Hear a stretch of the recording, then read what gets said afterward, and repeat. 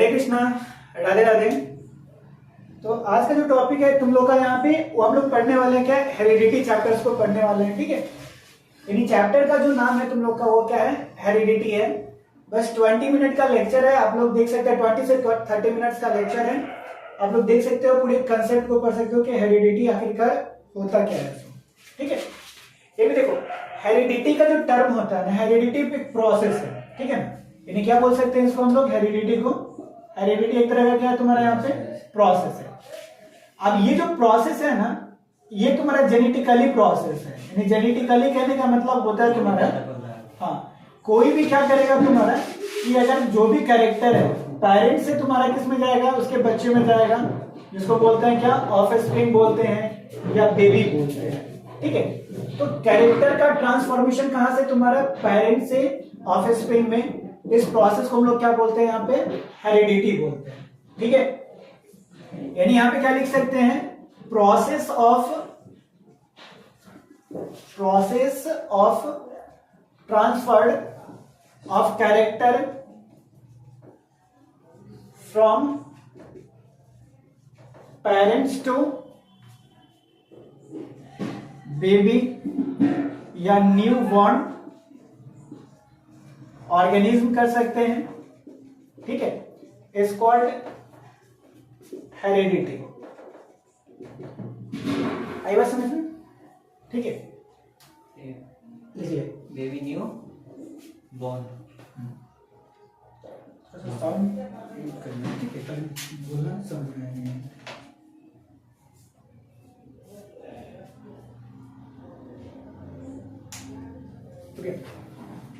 यानी क्या है तुम्हारा हेरिडिटी, अगर देखा जाए तो हेरिडिटी एक तरह का क्या है, प्रोसेस है। और प्रोसेस में कैसा प्रोसेस है, प्रोसेस तो बहुत सारा प्रोसेस होता है। ठीक है ना, बॉडी में जैसे में देखा जाए तुम्हारा तो मेटाबॉलिक प्रोसेस होता है, जिसमें भोजन का पचना होता है। ठीक है ना, फोटोसिंथेसिस प्रोसेस होता है। लेकिन ये जो प्रोसेस है ना, ये कैसा प्रोसेस है तुम्हारा, जेनेटिकली प्रोसेस है। और जो भी जेनेटिकली प्रोसेस होता है ना, उसमें किस चीज का फ्लो होता है यहाँ पे, तो कैरेक्टर का फ्लो होता है। कैरेक्टर कहने का मतलब अगर देखा जाए तुम्हारा कि हम लोग देखते हैं कि अपने मम्मी पापा से हम लोग का फॉर्मेशन होता है, लेकिन हम लोग का देखना तुम्हारा कि मम्मी पापा का जो कैरेक्टर है, जैसे बॉडी हाइट देख लो तुम्हारा, उनका हाइट देख लो, स्किन कलर देख लो, ब्लड ग्रुपिंग देख लो। ठीक है ना, तो कुछ परसेंट कैरेक्टर जो होता है ना हम लोग में देखने को मिलता है। जैसे बोलने का तरीका, कैसे बात कर रहे हो मम्मी पापा से। ठीक है ना, ये नहीं देखना है मम्मी या पापा को, अपने पेरेंट्स को, जैसे वो बात विचार करते हैं ना, तो हो सकता है कि तुम्हारे पापा ज्यादा एग्रेशन का हो तो तुम भी थोड़ा सा एग्रेसिव होते हो बात करने में। अगर मम्मी का देखना तुम्हारे स्किन कलर या पापा का स्किन कलर दोनों का व्हाइट है ना, ठीक है, तो बच्चा भी क्या होता है, ज्यादा व्हाइट होता है।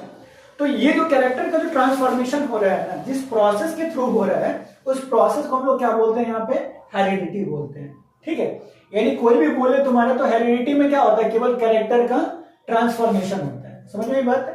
अब ये कैरेक्टर का ट्रांसफॉर्मेशन कैसे होता है, इस चीज को समझने के लिए ना हम लोग को समझना पड़ेगा पूरा चैप्टर, हेरिडिटी का चैप्टर समझना पड़ेगा। ठीक है, अगर थोड़ा सा देखा जाए,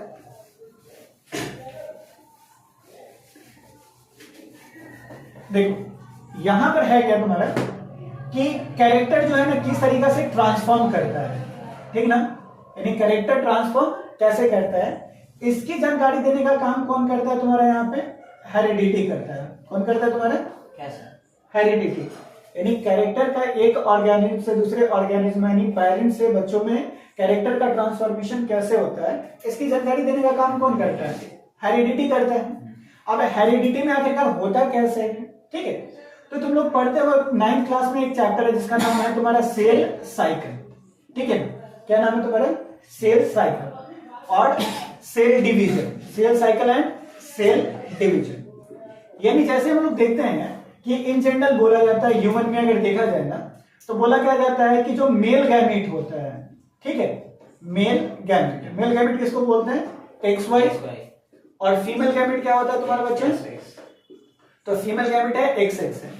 अब देख, ये जो गैमीट है, ये गैमीट क्या है, आखिरकार एक सेल है। ठीक है, ये गैमीट क्या है, एक तरह का सेल है। अब यहाँ पे बताया जाता है कि एक्स जब वाई के साथ में मिलता है तो क्या बनता है, एक्स वाई, और एक्स एक्स के साथ में मिलता है तो क्या बनता है, एक्स एक्स। यानी एक्स वाई हो तो तुम्हारा क्या इंडिकेट करेगा, मेल चाइल्ड को, और एक्स एक्स हो तो उसको इंडिकेट करेगा तुम्हारा फीमेल चाइल्ड को। ये बात समझ में आया? ठीक है, अब ये बता कि ये जो प्रोसेस हो रहा है ना यहाँ पे, तो ये प्रोसेस क्या है तुम्हारा यहाँ पे? Cell cycle and cell division है। होता क्या है कि जिस समय सेल डिवाइड करता है, ठीक है, एज फॉर एग्जाम्पल अगर अमीबा का लेते हैं, ठीक है ना, या तुम्हारा इसी में देखते हैं, तो मान लीजिए तुम्हारा क्या है? सेल है, और सेल का ये क्या है तुम्हारा यहाँ पे? न्यूक्लियस है। क्या है तुम्हारा? न्यूक्लियस है। अब क्या होता है ना कि न्यूक्लियस के अंदर में जो है ना वो डीएनए प्रेजेंट होता है, ठीक है ना, आरएनए प्रेजेंट होता है, ठीक है। आरएनए कहने का मतलब एक जेनेटिक मटेरियल्स होता है, ठीक है ना। तो देखो डीएनए, आरएनए, क्रोमोसोम, और साथ में क्या है तुम्हारा? प्रोटीन, ठीक है। अब देखो डीएनए कहां पे प्रेजेंट है तुम्हारा? न्यूक्लियस के अंदर में। क्रोमोसोम कहां प्रेजेंट है? न्यूक्लियस के अंदर में, ठीक है ना। अब ये सब जो, हाँ, तो डीएनए हो गया, आरएनए, क्रोमोसोम, ये सब कहां पे प्रेजेंट है? न्यूक्लियस के अंदर में प्रेजेंट है। अब ये सब क्या करता है कि इसको बोलते हैं लोग जेनेटिक मटेरियल्स बोलते हैं, ठीक है ना। तो पहले इस चीज को समझते हैं यहाँ पे। तो देखो इतना बात समझ में आ रहा है पूरा?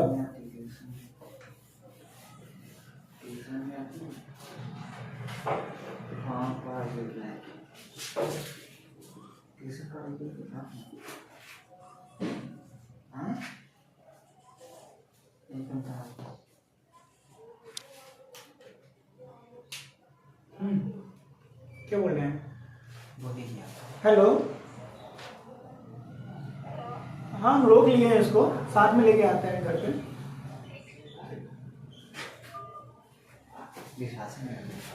अब देखो ये क्या है तुम्हारा? जेनेटिक मटेरियल की बात करते हैं। यानी जेनेटिक मटेरियल कहने का मतलब होता है ना जो कैरेक्टर को ट्रांसफॉर्म करने में हेल्प करता है, यानी हेरिडिटी प्रोसेस में जो कैरेक्टर को ले जाने का काम करता है उसको हम लोग क्या बोलेंगे यहाँ पे? जेनेटिक मटेरियल बोलेंगे, ठीक है। सर मेरा ही याद आ गया, पापा का भी याद आ गया। हाँ, तो जेनेटिक कैरेक्टर है, ठीक है। जैसे में तुम्हारा बहुत सारे क्या बोले, ऐसे देख सकते हो कि तुम्हारा बॉडी हाइट देख लो, ठीक है, शरीर का तुम्हारा हाइट देख ले, शरीर का कलर देख ले, तुम्हारा बॉडी कलर देख ले, आई का कलर देख ले, ठीक है ना, तुम्हारा हाइट देख ले, ठीक है, बात विचार करने का तरीका देख ले तुम्हारा। तो ये सब जो होता है ना जनरेशन से क्या करता है? आता है। तो मैं पापा मम्मी खाली बस दादा दादी भी कोई का जेनेटिक होता है।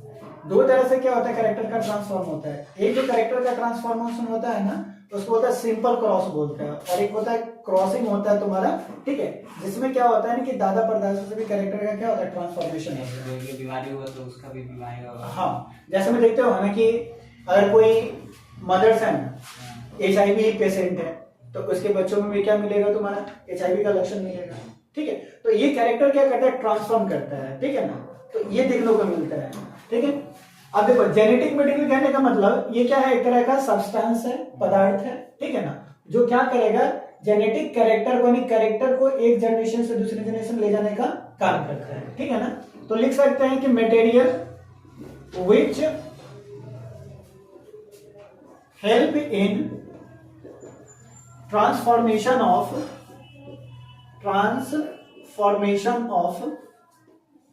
Character from one generation to next generation,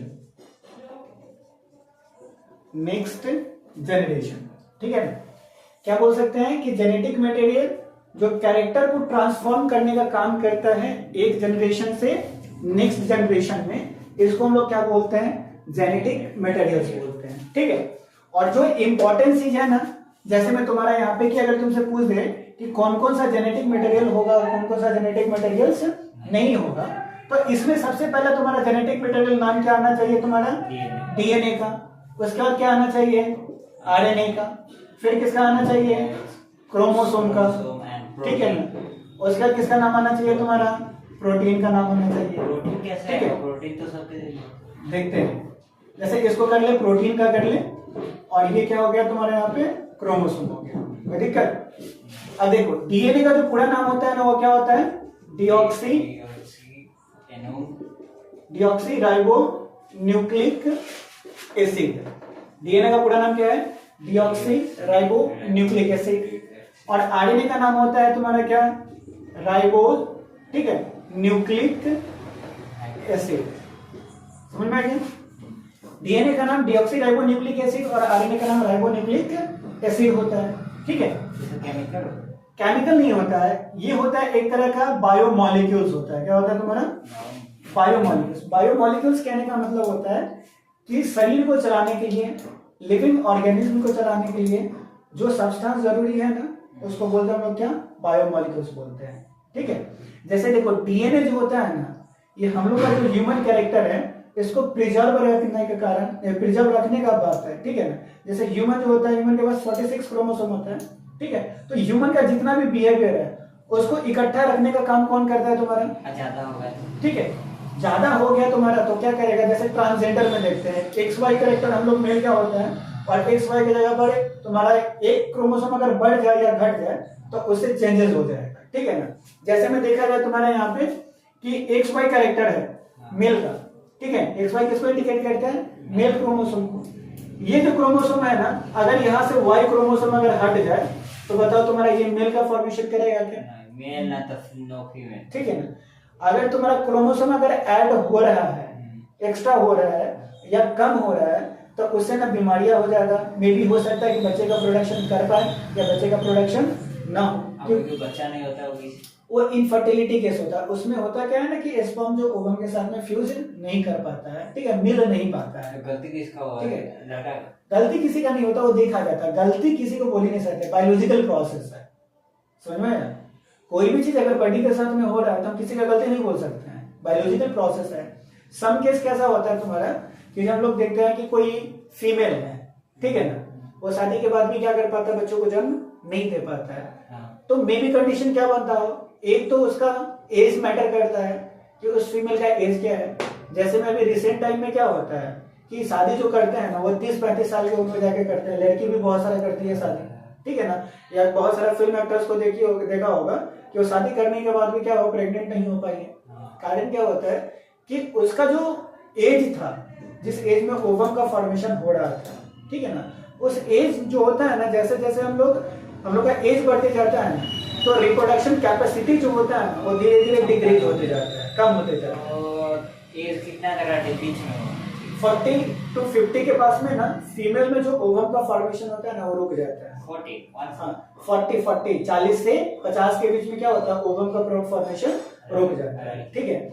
और फीमेल में और लड़का का ये कंटिन्यू थ्रू आउट प्रोसेस होता है, पूरे लाइफ चलता है, ठीक है ना। Sperm formation through out life चलता है, लेकिन ओवम का फॉर्मेशन क्या हो गया? रुक गया। अब बताओ स्पर्म जाए और ओवम ना मिले तो फर्टिलाइजेशन होगा क्या? नहीं होगा। तो एक केस ये होता है। दूसरा केस बहुत सारा होता है कि बहुत सारा लड़कियां जो होती है अल्कोहल का यूज करती है, ठीक है ना, सिगरेट का यूज करती है, तो उस केस में क्या होता है? यूट्रस में दिक्कत आ जाता है, तो ठीक है। लड़का भी तो इसे करता है। हाँ, लड़का में क्या होता है कि जब तुम ड्रिंक करोगे ना ज्यादा तो तुम्हारा स्पर्म काउंट जो होता है ना वो डिक्रीज कर जाता है, घट जाता है। हाँ, स्पर्म का नंबर क्या हो जाता है तुम्हारा? घट जाता है। इसके कारण भी क्या होता है? तुम्हारा फर्टिलाइजेशन नहीं हो पाएगा। बात समझ में आया तुम्हारा? ठीक है। तीसरा केस क्या होता है कि एबॉर्शन का केस।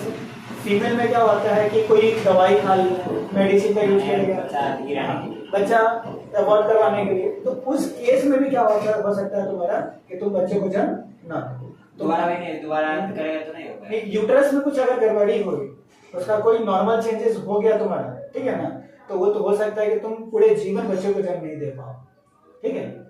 तो ये ध्यान रखना पड़ता है। लेकिन अभी में क्या मॉडर्न सोसाइटी में इतना ज्यादा मेडिसिन का यूज किया जा रहा है ना कि इस पर कोई ध्यान नहीं दे रहा। इस पर बात करने के लिए कोई नहीं चाह रहा है। वो चाह रहा है कि ये फ्रीडम है, और यही फ्रीडम अंतिम में चल के तुम्हारा क्या होगा? इनफर्टिलिटी का केस बन जाता है। समझ में आया? माने एज छोटा रहा, माने 14 एंड 20 बीच में शादी हो तो कुछ नहीं होता, बच्चा होगा 20 के आसपास में हो तो बच्चा होगा तुम्हारा। नहीं तो 14 14 के आसपास में हो तो थोड़ा सा कॉम्प्लिकेशन होता है, क्योंकि उस समय जो होता है ना मेच्योर होता है। समझ में? अभी पूरा रिप्रोडक्शन के लायक शरीर नहीं बना है, वो मेच्योर हो रहा है। स्टार्टिंग 14 से होता है, 13-14 से स्टार्ट ही होता है। अब उस केस में जाके तुम ऐसा कांड कर रहे हो तो फिर तुम्हारा नहीं होने वाला है। समझ में बात?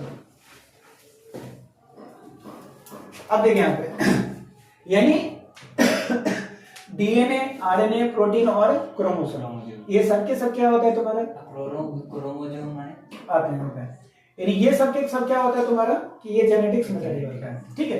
क्रोमोसोम जो होता है ना एक जेनेटिक सब्सटेंस होता है, ठीक है, जिसका शेप जो होता है ना एक्स की तरह होता है, जैसे में 46 क्रोमोसोम जो लोग बोलते हैं, ठीक है, तो वो क्रोमोसोम जिसको सेक्स क्रोमोसोम बोला जाता है, जो डिसाइड करता है मेल होगा कि फीमेल होगा, ठीक है ना। तो जो क्रोमोसोम होता है जिस पर पूरा कैरेक्टर डिपेंड करता है किसी भी ऑर्गेनिज्म का, तो उसको हम लोग बोलते हैं यहाँ पर क्या तुम्हारा क्रोमोसोम, एक तरह का जेनेटिक सब्सटेंस है जो कैरेक्टर को ट्रांसफॉर्म करता है एक जनरेशन से दूसरे जनरेशन में, ठीक है ना। अब प्रोटीन की बात करते हैं कि प्रोटीन कैसे तुम्हारा जेनेटिक मटेरियल्स होता है। तो इसमें देखो हम लोग की बॉडी में जो होता है ना एक नॉर्मल प्रोसेस है, ठीक है, क्या प्रोसेस है तुम्हारा, नॉर्मल प्रोसेस है। इस प्रोसेस में क्या होता है ना कि डीएनए जो होता है ना, डीएनए से डीएनए का निर्माण होता है, किससे होता है तुम्हारा, डीएनए से डीएनए का निर्माण खुद होता है, इसमें हम लोग कुछ नहीं कर सकते हैं, ये सेल के अंदर में अपने आप ये फॉर्मेशन होता है। हाँ, डीएनए से डीएनए का फॉर्मेशन सेल के अंदर में खुद पर खुद होता है, ठीक है ना। तो डीएनए से डीएनए का जो फॉर्मेशन होना, तो ये प्रोसेस कहलाता है तुम्हारा क्या, रेप्लिकेशन कहलाता है। क्या कहलाएगा तुम्हारा, डीएनए से डीएनए का फॉर्मेशन होना क्या कहलाएगा, रेप्लिकेशन। और डीएनए से अगर तुम्हारा आरएनए का फॉर्मेशन हो, ठीक है, डीएनए से किसका फॉर्मेशन हो, आरएनए का, तो इसको बोलते हैं हम लोग यहाँ पर क्या, ट्रांसक्रिप्शन बोलते हैं। क्या बोलेंगे, ट्रांसक्रिप्शन। आरएनए से डीएनए से होगा, डीएनए से डीएनए का फॉर्मेशन क्या होगा तुम्हारा, रेप्लिकेशन, ठीक है। डीएनए से आरएनए का फॉर्मेशन क्या कहलाएगा, ट्रांसक्रिप्शन, ठीक है ना। और आरएनए से तुम्हारा प्रोटीन का फॉर्मेशन होगा ना, तो ये प्रोसेस को बोलते हैं ट्रांसलेशन बोलते हैं। क्या बोलेंगे, ट्रांसलेशन, ठीक है। डीएनए से डीएनए का फॉर्मेशन रेप्लिकेशन, डीएनए से आरएनए का फॉर्मेशन तुम्हारा ट्रांसक्रिप्शन, और डीएनए से प्रोटीन का फॉर्मेशन क्या कहलाएगा तुम्हारा, ट्रांसलेशन कहलाएगा, ठीक है ना। अब देख यहां से क्या हो रहा है तुम्हारा कि डीएनए से क्या बन रहा है तुम्हारे यहाँ पे, आरएनए बन रहा है, ठीक है ना। यानी क्या बन रहा है, डीएनए से क्या बन रहा है तुम्हारा, आरएनए बन रहा है, और आरएनए से तुम्हारा क्या बन रहा है, प्रोटीन बन रहा है। अगर ऐसे मान कि एक नाला है, ठीक है, और इस नाले के बगल में तुम्हारा घर है, ये मेरा घर हो गया तुम्हारा, और इधर दूसरे का घर हो गया, और बीच से क्या कर रहा है, ये नाला जा रहा है। तो बताओ कि यहाँ से जो कचरा बहेगा, ठीक है, तो मेरे घर से होती है, घर वाले नाले से होती है, आगे की ओर जाएगा कि नहीं जाएगा, सेम पूरा, ठीक है, सेम जाएगा, तो उधर जाएगा। तो यहाँ पर क्या है कि डीएनए से आरएनए का जो फॉर्मेशन होता है और आरएनए से प्रोटीन का, तो बताओ कि जो भी गुण होगा, कैरेक्टर होगा, वो ट्रांसफॉर्म करेगा कि नहीं करेगा, करेगा ना। तो ये क्या होता है तुम्हारा, तीनों के तीनों तुम्हारा जेनेटिक मटेरियल होता है। इसमें तुम्हारा डीएनए जो होता है ना, वो सबसे मजबूत होता है, जिसको बोलते हैं स्टेबल जेनेटिक मटेरियल्स बोलते हैं। स्टेबल कहने का मतलब कि तुरंत चेंज ना करना। स्टेबल कहने का मतलब क्या, जल्दी चेंज नहीं करना। एज फॉर एग्जाम्पल अगर देखते हैं तो ह्यूमन जो बना है ना, तो बताया जाता है ना कि ह्यूमन का फॉर्मेशन किससे हुआ है, चिंपैंजी से हुआ है। इसमें बहुत सारा साल लगा है, 1000 साल लगा है, मिलियंस ईयर, लाख साल लगा है, तब जाके किसका चेंज हुआ, तुम्हारा ह्यूमन का फॉर्मेशन हुआ, ठीक है ना। और छोटा सा कैरेक्टर में देखते हैं कि जब हम लोग बिहार छोड़ के किसी स्टेट में जाते हैं ना, तो वहां का बात विचार, वहां का हवा हम लोग क्या कर लेते हैं, सीख लेते हैं। तो जो कुछ समय के लिए चेंज हो, ठीक है, और तुरंत चेंज हो जाए, तो वो जीन करता है। जीन क्या करता है, तुरंत चेंज करता है, छोटा सा, ठीक है। लेकिन जिसमें लाखों साल लगे, तुम्हारा मिलियंस ऑफ ईयर्स लगे, उस चेंजेस को हम लोग बोलते हैं स्टेबल चेंजेस बोलते हैं। यानी तुरंत चेंज नहीं हो रहा है, बल्कि वो क्या कर रहा है, बहुत साल चेंज, उसमें चेंज होने में बहुत सारा समय लगता है। तो वैसे वाले को बोलते हैं स्टेबल बोलते हैं। तो डीएनए बता तुरंत चेंज करेगा क्या, अगर डीएनए चेंज कर गया तो इसका ह्यूमन का, जैसे ह्यूमन का अगर डीएनए चेंज कर गया तो इसका कैरेक्टर ह्यूमन वाला खत्म हो जाएगा। डॉग का अगर डीएनए चेंज हो गया तो डॉग का कैरेक्टर खत्म हो जाएगा। समझ में आया, ठीक है। तो अगर किसी का अगर डीएनए चेंज कर देना तो उसका कैरेक्टर पूरा का पूरा क्या कर जाएगा, चेंज कर देगा। और डीएनए नेचुरली तरीके से बहुत लेट से क्या करता है, चेंज करता है। बात समझ में आया। और तुम्हारा आरएनए जो होता है ना, थोड़ा जल्दी चेंज कर देता है, तो आरएनए को बोलते हैं अनस्टेबल बोलते हैं, और डीएनए को क्या बोलते हैं, स्टेबल बोलते हैं। समझ में आया। और प्रोटीन तो तुम्हारा अनस्टेबल ही है। बात समझ में आया। तो बताओ अगर तुमसे कोई पूछ दे कि बताओ कौन सा जेनेटिक मटेरियल होता है जो सबसे ज्यादा स्टेबल होता है, तो क्या बोलेंगे, डीएनए। और अनस्टेबल किसको बोलेंगे, ठीक है। चलो आगे चले, लिख लिया सर, ये वाला प्रोसेस लिखा हो गया। चलो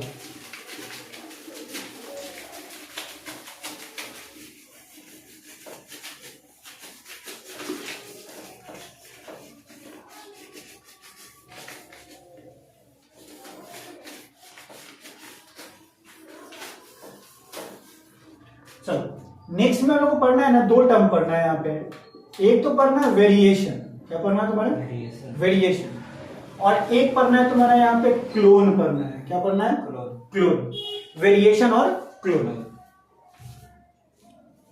अब देख, वेरिएशन और क्लोन कहने का मतलब क्या होता है? वेरिएशन कहने का मतलब होता है तुम्हारा कि जैसे में देखते हैं कि कैरेक्टर जो है ना एक तरह का ना देखे।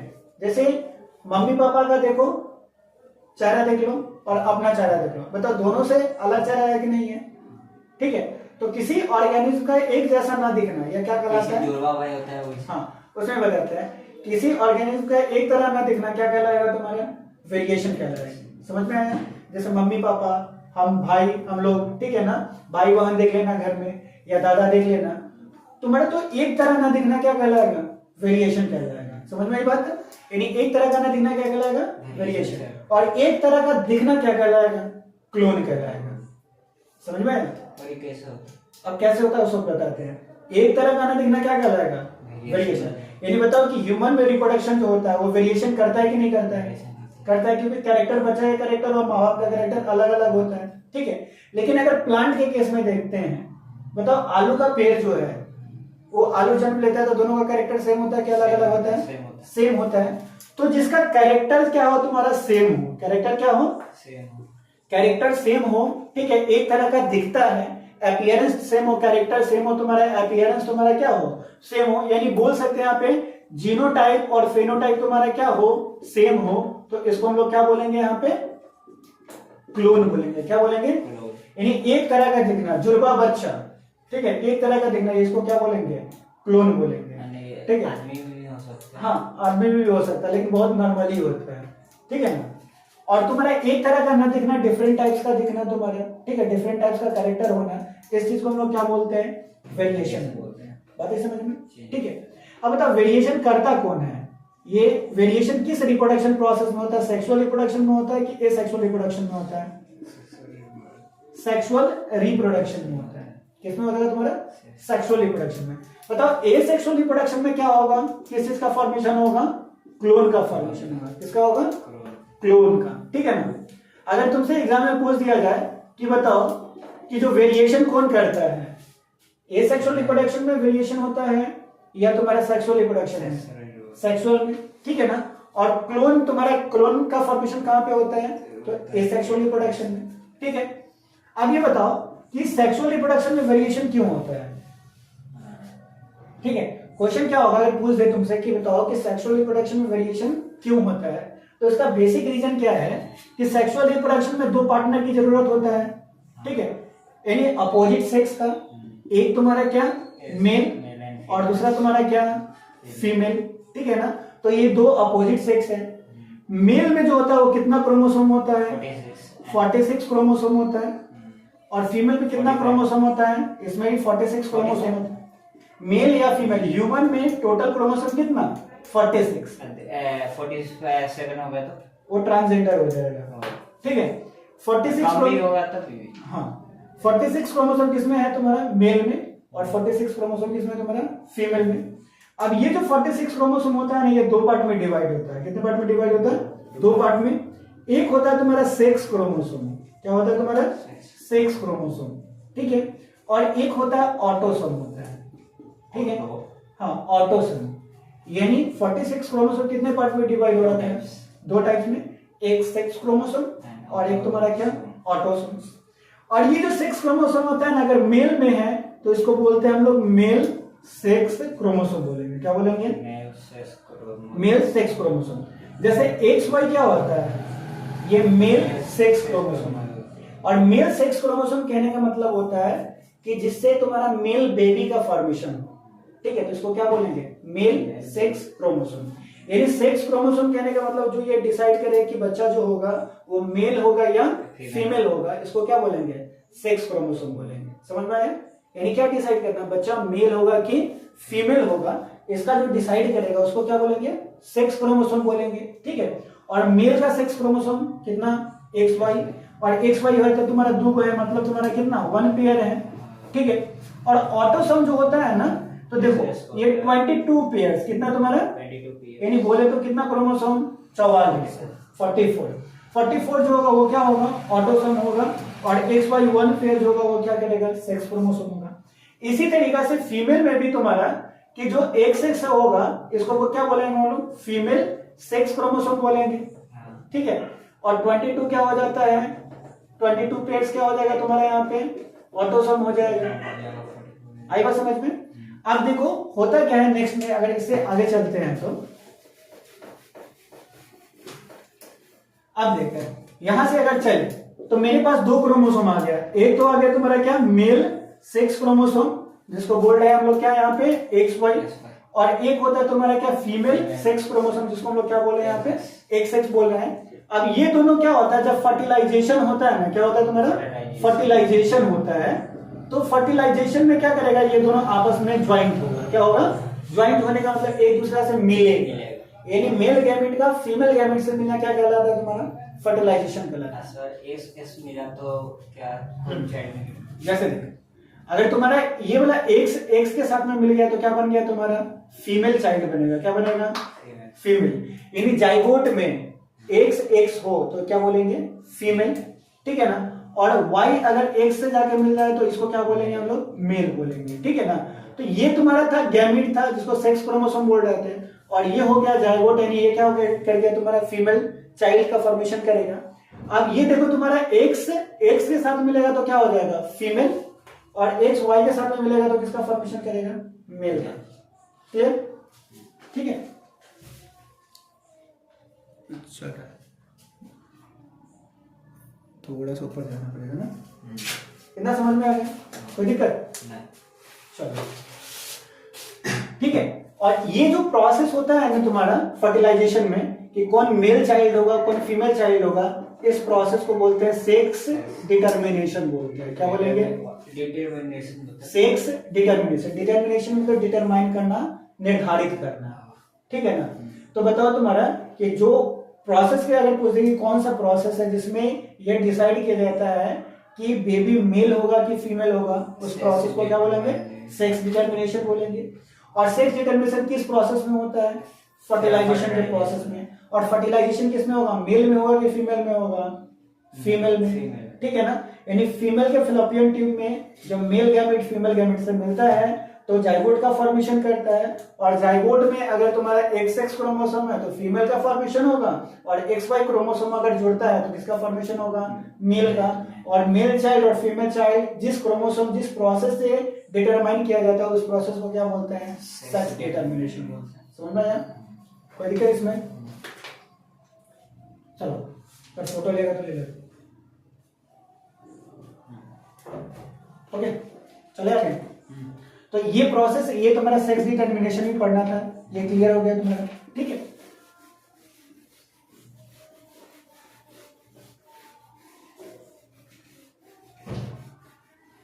चलो अब जो हमको लोग पढ़ना है ना वो पढ़ना है यहाँ पे मेंडल्स लॉ पढ़ना है। क्या पढ़ना है, मेंडल्स लॉज। ठीक है, यानी लॉज का क्या नाम है तुम्हारा, मेंडल्स लॉज। मेंडल्स लॉज कहने का मतलब क्या होता है, जैसे अभी हम लोग पढ़े हैं कि पेरेंट्स का जो कैरेक्टर होता है ना वो बच्चों में जाता है, यानी माँ बाप का जो कैरेक्टर है वो किस में जाता है, बच्चों में जाता है, ठीक है ना। तो बेसिकली अगर ध्यान दिया जाए ना तो समझ में आएगा, यानी पेरेंट का कैरेक्टर किस में गया तुम्हारा, बच्चों में गया, ठीक है, बेबी में गया। तो ये प्रोसेस कहलाया तुम्हारा यहाँ पर क्या, हेरिडिटी कहलाया, ठीक है, ये था। अब ये बताता है तुम्हारा कि मेंडल्स लॉ, ये फर्स्ट टाइम एक ऐसा साइंटिस्ट था, मेंडल जो वर्ड लिखा हुआ है यहाँ पे, ठीक है ना, ये मेंडल क्या एक तरह का साइंटिस्ट है। क्या है तुम्हारा, ये साइंटिस्ट है, मेंडल क्या है, नाम है, क्या है तुम्हारा, नाम है। और किसका नाम है, साइंटिस्ट का नाम है। और इस साइंटिस्ट का जो पूरा नाम होता है ना वो नाम है तुम्हारे यहाँ पर क्या, ग्रेगर जॉन मेंडल है। क्या तुम्हारा है, ग्रेगर जॉन मेंडल्स, ठीक है ना। और ये लास्ट वाले टर्म को यहाँ पर यूज किया गया है, क्या तुम्हारा, मेंडल। तो मेंडल्स क्या है, साइंटिस्ट है, ठीक है, और उसका पूरा नाम क्या है, Gregor John Mendel. Gregor John Mendel को ना बोला जाता है यहाँ पर क्या, फादर ऑफ जेनेटिक्स बोला जाता है। क्या बोला जाता है, फादर ऑफ जेनेटिक्स। अब फादर ऑफ जेनेटिक्स कहने का मतलब क्या होता है, तो फादर ऑफ जेनेटिक्स कहने का मतलब कि ये फर्स्ट टाइम ऐसा इंसान था ना जो एक्सपेरिमेंटल तरीके से, यानी ये प्रूव करके बता दिया ना कि जो ह्यूमन में या किसी भी ऑर्गेनिज्म जो होता है ना, माँ बाप से जो कैरेक्टर ट्रांसफर होता है ना बच्चों में, वो कैसे होता है, ठीक है ना। यानी फर्स्ट टाइम ये क्या होता है कि कैरेक्टर का ट्रांसफॉर्मेशन कैसे होता है, ठीक है। तो इसलिए मेंडल्स को क्या बोला गया तुम्हारा, फादर ऑफ जेनेटिक्स बोला गया। आई बात समझ में, ठीक है। तो अगर कोई तुमसे पूछ दे कि ग्रेगर जॉन मेंडल को फादर ऑफ जेनेटिक्स क्यों बोला गया, तो क्या बोलोगे कि फर्स्ट टाइम ये बता दिया था कि कैरेक्टर जो होता है वो किस तरीके से ट्रांसफर नेक्स्ट जनरेशन में करता है, बच्चों में कैसे करता है, ठीक है। तो इसी कारण को क्या बोलते हैं, ग्रेगर जॉन मेंडल को फादर ऑफ जेनेटिक्स बोलते हैं। कोई दिक्कत नहीं ना। अब क्या हुआ तुम्हारा कि मेंडल्स ने एक्सपेरिमेंट किया केवल ये बताने के लिए कि कैरेक्टर कैसे ट्रांसफॉर्म करता है, ठीक है ना। तो उस ट्रांसफर को हम लोग बोलते हैं यहाँ पर क्या, मेंडल्स लॉज बोलते हैं। उस एक्सपेरिमेंट को क्या बोलते हैं, मेंडल्स लॉज बोलते हैं, मेंडल एक्सपेरिमेंट बोलते हैं, ठीक है ना। अब देखो ये बात समझ में आया यहाँ पे, देखो मेंडल्स लॉज में क्या बताया जाता है कि कैरेक्टर कैसे ट्रांसफॉर्म करता है। तो सबसे पहले अगर आ गया तुम्हारे एग्जाम में लिखने के लिए कि मेंडल्स लॉज होता है क्या है, ठीक है, तो हम लोग लिख सकते हैं सबसे पहले बार कि इसको देने का काम कौन किया था, ग्रेगर जॉन मेंडल्स। देने का काम कौन किया, ग्रेगर जॉन मेंडल दिया, ठीक है ना। ये जो लॉज है ये बताता है, ठीक है, एक्सप्लेन अबाउट ट्रांसफॉर्मेशन ऑफ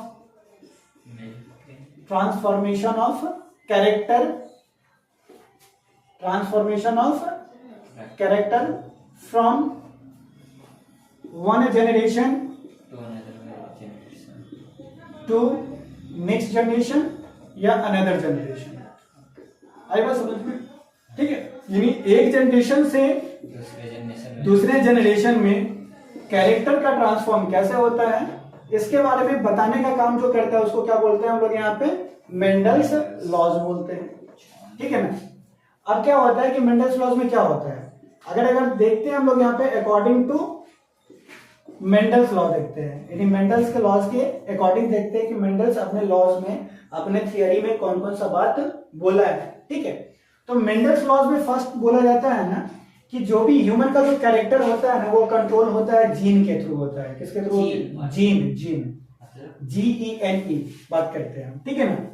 यानी मेंडल्स अपने नियम में क्या बोलता है कि all characters are controlled by gene. यानी ह्यूमन का जो भी कैरेक्टर चेंज होता है, ठीक है ना, वो सब कैरेक्टर को ट्रांसफॉर्म करने का काम, कंट्रोल करने का काम कौन करता है, तुम्हारा जीन। यानी जीन एक ऐसा एलिमेंट है, एक ऐसा जेनेटिक पार्ट है जो क्या करता है, किसी भी कैरेक्टर को ट्रांसफॉर्म करने का काम, ठीक है। अब ये नहीं रहेगा तो और करेगा तुम्हारा, लेकिन जहां से शुरुआत होता है कैरेक्टर का ट्रांसफॉर्म करने का, वो कौन करेगा, तुम्हारा जीन बोल सकते हैं, ठीक है ना। हो सकता है कि यही रहना ही होगा, हाँ बॉडी में ही रहता है, ठीक है। यानी जीन का बोला जाए इसको तो बोल सकते हैं क्या, स्मॉलेस्ट, ठीक है ना, फ्रेगमेंट बोल सकते हैं, या तुम्हारा क्या, यूनिट ऑफ जेनेटिक मटेरियल्स बोल सकते हैं, ठीक है ना। यानी जीन को हम लोग क्या बोल सकते हैं, स्मॉलेस्ट फ्रेगमेंट या unit of genetic material which help in transformation of character, ठीक है। क्या बोल सकते हैं इसको, which help in transformation of character. बात समझ में है, कोई दिक्कत नहीं ना। तो जीन यानी पूरा, अगर तुमसे पूछा जाए कि पूरा जो जीन होता है, पूरा जो कैरेक्टर होता है बॉडी का या किसी भी ऑर्गेनिज्म का, पेरेंट्स से बच्चों में ले जाने का काम कौन करता है, शुरुआती में जीन करता है। कैरेक्टर को ट्रांसफॉर्म करने का काम कौन करता है, जीन करता है। कोई दिक्कत, ठीक है। मैं लिखना है क्या,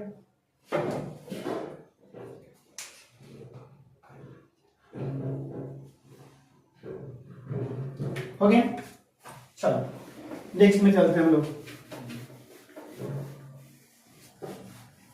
यानी एक ये हो गया तुम्हारा, हो गया है क्या, अच्छा हो गया तुम्हारा फर्स्ट में।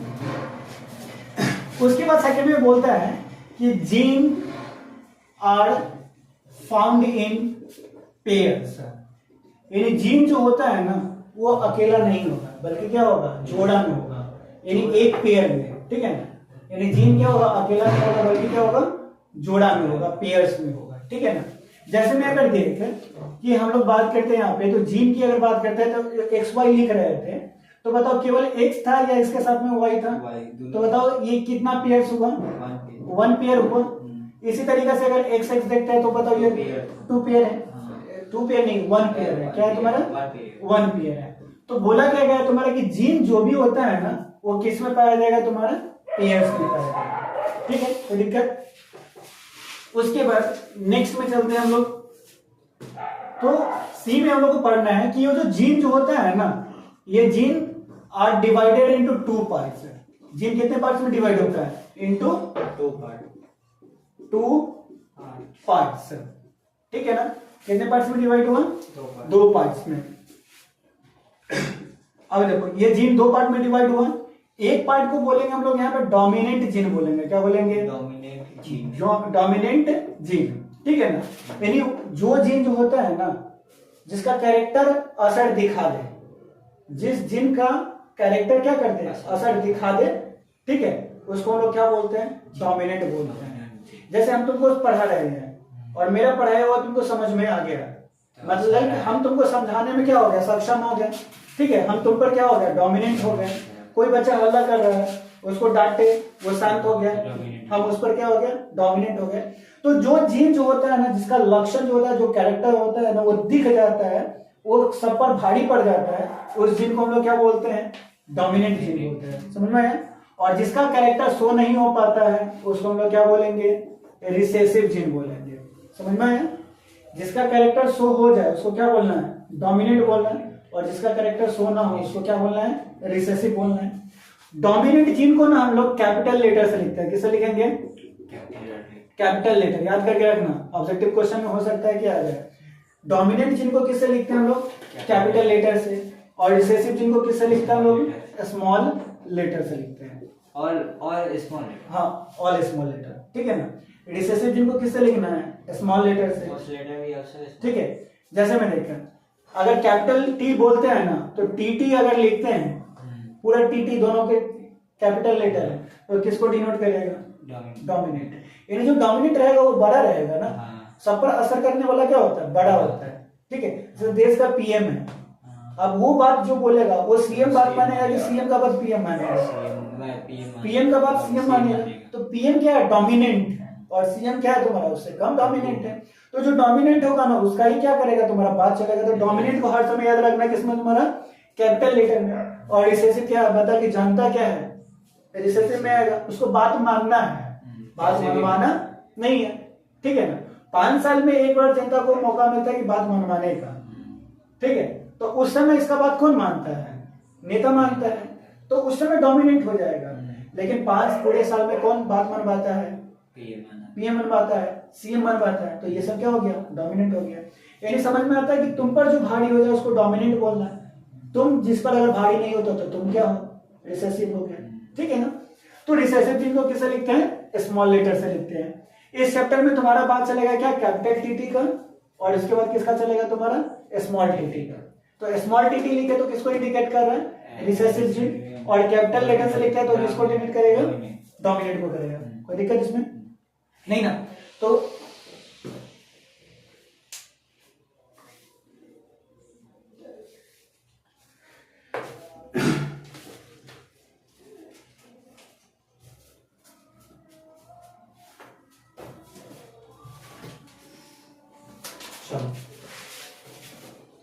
चलते हैं आगे। यानी तुम्हारा समझ में आ गया कि कोई भी कैरेक्टर होता है वो किसके द्वारा कंट्रोल होता है, जीन के द्वारा होता है। जीन बताओ तुम्हारा सिंगल रहेगा कि पेयर्स में रहेगा, पेयर्स में रहेगा। उसके बाद बताओ तुम्हारा जीन कितने टाइप्स का होता है, 2 टाइप्स का। फर्स्ट हो गया डोमिनेंट, रिसेसिव। डोमिनेंट को किस लेटर से लिखते हैं, कैपिटल लेटर से, ठीक है ना, और रिसेसिव को स्मॉल लेटर से। कोई दिक्कत नहीं ना।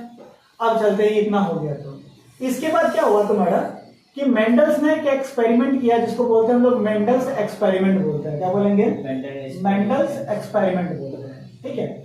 यानी ये एक्सपेरिमेंट इसलिए किया गया कि ये बताया जा सके, ये प्रूव किया जा सके कि कैरेक्टर किसके थ्रू कैसे तुम्हारा ट्रांसफॉर्म होता है। ठीक है, तो कैसे कैरेक्टर का ट्रांसफॉर्मेशन इन पेरेंट्स से ऑफस्प्रिंग में कैरेक्टर का ट्रांसफॉर्मेशन कैसे होता है, इसको बताने के लिए जो एक्सपेरिमेंट किया गया है ना, उस एक्सपेरिमेंट को हम लोग क्या बोलते हैं, मेंडल्स एक्सपेरिमेंट बोलते हैं। समझ में आया? मेंडल जो है ना, अपने एक्सपेरिमेंट में एक प्लांट का सिलेक्शन किया। सबसे पहले क्या किया तुम्हारा, प्लांट का। यानी जो भी मेंडल का एक्सपेरिमेंट था वो किस पर हुआ तुम्हारा, प्लांट पर। और इस प्लांट का नाम क्या था तुम्हारा, कि पी प्लांट था। कौन सा था, पी प्लांट था। ठीक है ना। तो याद रखना कि मेंडल जो अपने एक्सपेरिमेंट पे जो भी एक्सपेरिमेंट किया वो किस प्लांट पर किया, पी प्लांट पर किया। ठीक है, मतलब मटर का पौधा। ठीक है ना, किस पर किया तुम्हारा, मटर का पौधा। ठीक है ना। और मटर के पौधा का जो बायोलॉजिकल नाम होता है ना, ये पूछता है एग्जाम में, याद करके रखना। मटर के पौधे का बायोलॉजिकल नाम क्या होता है, पीजम सेटिवम होता है। क्या होता है तुम्हारा, सेटिवम। क्या होता है तुम्हारा, पीजम सेटिवम। ठीक है, पी जो लिखना वो कैपिटल लेटर में लिखना, और ये सब लिखना तुम्हारा कितना, स्मॉल लेटर में। ठीक है ना। और इज स्मॉल। हाँ, देखो पीजम जो होता है ना, ये जीनस का नाम होता है, यानी वंश का नाम होता है। और वंश का जो नाम लिखते हैं ना, उसका फर्स्ट लेटर हम लोग कैपिटल रखते हैं। ठीक है ना। और जो ये जो है ना, सेटिवम जो है ना, ये होता है तुम्हारा, इसका जाति होता है। और जाति हर समय क्या होता है, छोटा होता है। ठीक है, तो जाति का जब नाम लिखेंगे ना, तो किससे लिखेंगे हम लोग, यहाँ पे स्मॉल लेटर से लिखेंगे। बात समझ में है? जाति का नाम किससे लिखेंगे, स्मॉल लेटर से। और तुम्हारा जीनस का नाम किससे लिखेंगे, कैपिटल लेटर से। कोई दिक्कत इसमें नहीं ना। अब जो है ना तुम्हारे यहाँ पे कि मटर का पौधा लिया गया, तो मटर का पौधा जो लिया गया था वो एक तरह का नहीं लिया गया था, बल्कि दो तरह का लिया गया था। ठीक है ना। एक मटर का पौधा लिया गया तुम्हारा क्या, टॉल टी प्लांट लिया गया, sorry P plant, T plant बोलते हैं। एक पौधा कैसा लिया गया, टॉल टी पी प्लांट। और एक लिया गया तुम्हारा क्या, स्मॉल पी प्लांट लिया गया। ठीक है, यानी कितने प्लांट का सिलेक्शन हुआ है यहाँ पे, दो प्लांट्स का। एक तुम्हारा टॉल का और एक है तुम्हारा स्मॉल पी प्लांट का। यानी क्या होना चाहिए, देखना चाहिए ना कैरेक्टर, कि एक का कैरेक्टर अच्छा वाला है और एक का कैरेक्टर क्या है, खराब वाला है। और ये दोनों आपस में मिल जाएगा, तो देखना है कि तुम्हारा कि दोनों का कैरेक्टर ट्रांसफॉर्म कर रहा है, या डोमिनेंट का ट्रांसफर कर रहा है। जो लंबा है उसका कैरेक्टर शो हो रहा है, या जो खराब वाला उसका कैरेक्टर शो हो रहा है। ठीक है, तो जो अच्छा होगा उसका कैरेक्टर सबको मानना पड़ेगा। यानी एक क्लास में कोई बताओ कि तेज है, तो उसका बात मैक्सिमम क्लास वाला मानता है। ठीक है, या कोई एग्जाम में टॉपर कर जाता है तो उसका बात सब मानता है। या फैमिली में देखते हैं या स्कूल में देखते हैं कि बहुत सारा टीचर होता है, लेकिन एक टीचर जो होता है बच्चों के लिए काम करता है, उसको क्या होता है, बच्चा ज्यादा मानता है। तो डोमिनेंट ट्रांसफॉर्म करता है कि नहीं करता है, क्या रिसेसिव ट्रांसफॉर्म करता है, तो ट्रांसफर आखिर कैसे करता है ना, तो इसको बताने के लिए इसमें क्या किया गया कि प्लांट लिया गया किसका, पी का। लेकिन इसमें भी दो कैरेक्टर, एक अच्छा वाला कैरेक्टर और एक क्या तुम्हारा खराब वाला कैरेक्टर। तो अच्छे वाले कैरेक्टर को टॉल पी प्लांट बोलते हैं, और खराब वाले को क्या बोलते हैं, स्मॉल पी प्लांट। तो जो टॉल था ना, तो टॉल को हम लोग क्या बोलते हैं, डोमिनेंट बोलते हैं। टॉल को क्या बोलेंगे, डोमिनेंट। और स्मॉल को क्या बोलेंगे हम लोग यहाँ पे, रिसेसिव बोलेंगे। क्या बोलेंगे, रिसेसिव। टॉल को क्या बोलना है, डोमिनेंट। और स्मॉल को क्या बोलना है, रिसेसिव बोलना है। आई बात समझ में? ठीक है। और अभी तुरंत ही हम लोगों ने क्या पढ़ा है, अभी जस्ट कि ये बता कि जो टॉल पी प्लांट है, क्या किया गया, टॉल पी प्लांट है, तो ये तुम्हारा क्या डोमिनेंट है। ठीक ना। तो डोमिनेंट को हम लोग लिखते हैं कैपिटल टीटी से लिखते हैं। किसे लिखते हैं, कैपिटल टीटी से। और जो तुम्हारा स्मॉल पी प्लांट है, तो इसको क्या बोलते हैं, रिसेसिव बोलते हैं। क्या बोलेंगे, रिसेसिव। इसको लिखते किससे, तुम्हारा स्मॉल टीटी से। तो दोनों स्मॉल इधर और दोनों कैपिटल इधर हो गया। अब इसको ना आपस में क्रॉस करवाया गया। क्या करवाया गया, क्रॉस। यानी इसका जो साइटोप्लाज्म डीएनए है ना, इसके डीएनए से क्या करवाया गया, मैच करवाया गया। यानी इसका डीएनए जिसमें कैरेक्टर कैसा था तुम्हारा, टॉल का था, और इसका कैरेक्टर क्या था, स्मॉल का था। ठीक है, जिसको ड्वार्फ बोलते हैं। ठीक है, स्मॉल की जगह पर हम लोग यूज कर सकते हैं क्या, ड्वार्फ भी कर सकते हैं। अब इस दोनों को क्या किया गया, आपस में जोड़ा गया। जैसे मेल गैमेट फीमेल गैमेट के साथ में जुड़ना है ना, ठीक है, जिसको फर्टिलाइजेशन बोलते हैं। तो सेम मान ले इसमें भी फर्टिलाइजेशन हुआ, दोनों को आपस में क्या करवाया गया, मिलवाया मिलवाया गया। तो देखो टॉल का इधर लिख देते हैं स्मॉल और स्मॉल का इधर लिख देते हैं। तो इसमें देखो कैरेक्टर क्या आ जाएगा, ये टी से ये टी होगा तो स्मॉल टी कैपिटल टी आ जाएगा। क्रॉस मल्टी हाँ क्रॉस होगा तो कैपिटल टी स्मॉल टी, फिर ये तुम्हारा कैपिटल टी स्मॉल टी और ये कैपिटल टी स्मॉल टी। ठीक है, तो इसमें देख ये जो भी आया है ना तुम्हारा capital T small T, capital T small T, capital T small T, इसको बोलते हैं जीनोटाइप बोलते हैं। क्या बोलेंगे, जीनोटाइप। जीनोटाइप बोलते हैं। जीनोटाइप का मतलब होता है रेशियो ऑफ जीन। क्या होता है, रेशियो ऑफ जीन, इसको क्या बोलेंगे, जीनोटाइप बोलेंगे। समझ में, रेशियो ऑफ जीन मतलब क्या, जीनोटाइप। अब इसमें देखो 4 तरह का जीन है, अब 4 तरह का जीन नहीं है, 4 जीन एक ही तरह का है।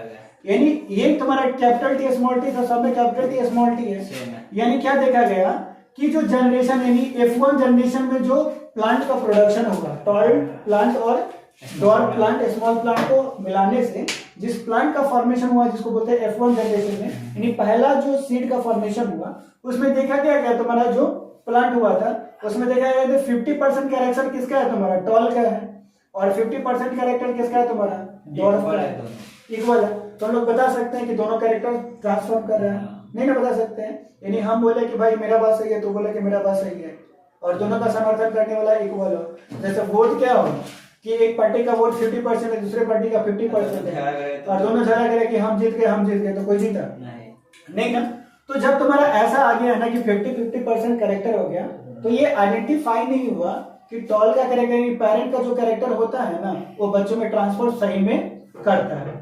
क्योंकि देखो यहाँ पे तो दोनों ही है ना, तो तुम्हारा पूरा का पूरा क्या आ रहा है, डोमिनेंट आ रहा है, ना तो पूरा का पूरा क्या हो रहा है, रिसेसिव आ रहा है। जब डोमिनेंट और रिसेसिव दिख जाता तब ना बोल सकते थे कि बच्चा में क्या है तुम्हारा कि माँ बाप का कैरेक्टर देखने को मिलता है।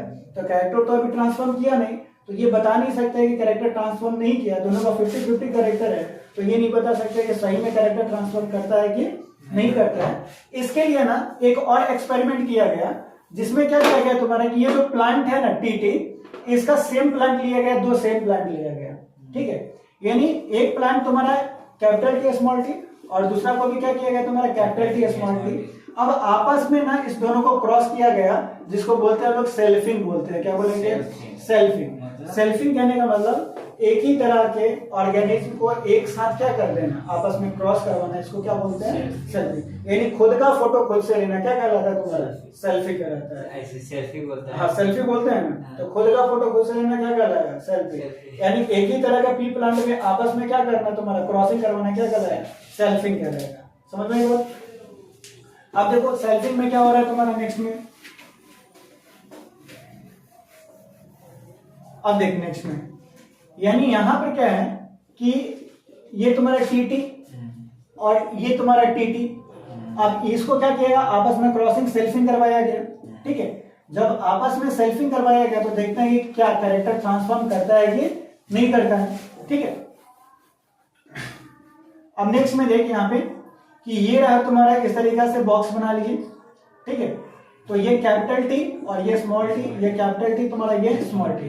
कैपिटल टी हो जाएगा तो क्या होगा, कैपिटल टी हो गया, कैपिटल टी स्मॉल टी और कैपिटल टी स्मॉल टी हो गया। कैपिटल टी स्मॉल टी है तो capital T small T, small T small T है तो स्मॉल टी हो जाएगा। ठीक है, अब देख हाँ जीनोटाइप देख तुम्हारा, जीन का रेशियो एक तुम्हारा क्या है, कैपिटल टी है, इसके जैसा और कोई है नहीं। उसके बाद देखो ये दोनों क्या है तुम्हारा, कैपिटल टी स्मॉल टी है 2। ठीक है, और उसके बाद एक तुम्हारा एक क्या है तुम्हारा स्मॉल टी है। ये बता इसका कितना एक संख्या है, इसका कितना है तुम्हारा 2 है, और इसका कितना है तुम्हारा 1 है। तो जीनोटाइप कितना आ गया तुम्हारा 1:1। अब समझना क्या है कि F1 जनरेशन में जो आया था वो कैपिटल टी स्मॉल टी था। ठीक है, और इसका फॉर्मेशन किससे हुआ था तुम्हारा, तो कैपिटल टीटी से और स्मॉल टीटी से, जिसमें 50% आया था। तो हम नहीं बता पा रहे थे कि ये तुम्हारा इसमें पेरेंट्स का कैरेक्टर ट्रांसफॉर्म हुआ है कि नहीं हुआ है। लेकिन बता ये देख पेरेंट्स का कैरेक्टर सेकेंड जनरेशन में देखने को मिला है कि नहीं मिला है, मिला है ना। तो बोल सकता है कि कैरेक्टर का ट्रांसफॉर्म होता है कि नहीं होता है। ये देख स्मॉल टीटी का कैरेक्टर आया कि नहीं आया, तो बोल सकते हैं कि हुआ कि नहीं हुआ ना। ठीक है, लेकिन ये बता तुम्हारा यहाँ पर एक नया कैरेक्टर का फॉर्मेशन हो रहा है ना, ना तो पूरा टॉल है, ना तो पूरा क्या है, डॉर्फ है, मतलब 50-50 कैरेक्टर है तुम्हारा। तो एक न्यू जनरेशन, एक न्यू कैरेक्टर का फॉर्मेशन हुआ। इसके साथ में मम्मी पापा का कैरेक्टर ट्रांसफॉर्म हो रहा है कि नहीं हो रहा है? हो रहा है ना। तो बताओ मेंडल सही में एक अच्छा एक्सपेरिमेंट किया कि खराब किया? अच्छा किया ना। यानी ये बताने में क्या हो गया, सक्षम हो गया, यानी कैरेक्टर जो होता है वो किस तरीके से ट्रांसफॉर्म होता है। कोई दिक्कत नहीं ना। तो ये हो गया। तो अगर तुमसे एग्जाम में पूछे कि मेंडल एक्सपेरिमेंट में, ठीक है ना, मोनोहाइब्रिड क्रॉस में, इसको बोलते हैं मोनोहाइब्रिड क्रॉस बोलते हैं, ठीक है, जो जीनोटाइप का रेशियो कितना है, तो क्या बोलोगे? 1:1 बोलोगे, ठीक है ना। उसके बाद अगर बोला जाए तुम्हारा फेनोटाइप का कैरेक्टर बोला जाए, क्या बोला जाए? फेनोटाइप का रेशियो बोला जाए। तो फेनोटाइप करने का मतलब होता है कि कोई जो है ना बड़ा कैसा, दिख कैसा रहा है, उसका अपीयरेंस कैसा है, ठीक है ना। तो यहाँ पर देख कि ये कैपिटल टी, ठीक है, यानी फेनोटाइप का कैरेक्टर समझ में आया ना, कि जीन के द्वारा तुम्हारा जो भी कैरेक्टर का एक्सप्रेशन, जीन का एक्सप्रेशन क्या कहलाता है? फेनोटाइप। यानी वो कैसा कैरेक्टर का प्रोडक्शन किया है, समझ में आया ना। पार्टिसिपेट किया उसको क्या बोलते हैं? जीनोटाइप। लेकिन जो कैरेक्टर बनने के बाद आ रहा है, यानी दोनों प्लांट को मिला, उससे जिस प्लांट का प्रोडक्शन हो रहा है उसको हम लोग क्या बोलते हैं? फेनोटाइप, ठीक है। अब यहां पर देख फेनोटाइप में तुम्हारा कि ये जो कैपिटल टी है ना, इसको रखा गया तुम्हारा क्या? Small capital T small T के साथ में। किसके साथ में रखा गया? यानी कैपिटल टी और कैपिटल टी स्मॉल टी, ठीक है। इस दोनों को किस कैटेगरी में रखा गया? टॉल के कैटेगरी में रखा गया। किसके कैटेगरी में? और स्मॉल नहीं है, नहीं है, एक कैपिटल टी दूसरा स्मॉल टी, और पूरा कैपिटल टी, इसको किस कैरेक्टर में रखा गया? टॉल में। तो बताओ कैपिटल का कितना है? 1 है, और स्मॉल का कितना है तुम्हारा? 2 है। तो ये कितना हो गया? 3 हो गया। और तुम्हारा सबसे छोटा कितना था? डॉर्फ कितना था? तो 2 था। 2 था कि 1 था? एक था। तो देखो यहाँ पे 3 है और यहाँ पे कितना है? 1 है। तो अगर बोलते तुम्हारा कि मोनोहाइब्रिड क्रॉस में फेनोटाइप का जो रेशियो कितना होगा? 1 हो जाएगा, 3:1 हो जाएगा, ठीक है। तो मोनोहाइब्रिड क्रॉस में जीनोटाइप का रेशियो कितना? 1:2:1 हो जाएगा, ठीक है। यानी कैरेक्टर 1:2:1, लेकिन फेनोटाइप का कितना तुम्हारा? 3:1 हो जाएगा। समझ में आया? तो बताओ मेंडल ने समझा दिया ना कि कैरेक्टर कैसे ट्रांसफॉर्म करता है। कोई दिक्कत नहीं ना। लिख ले इसको।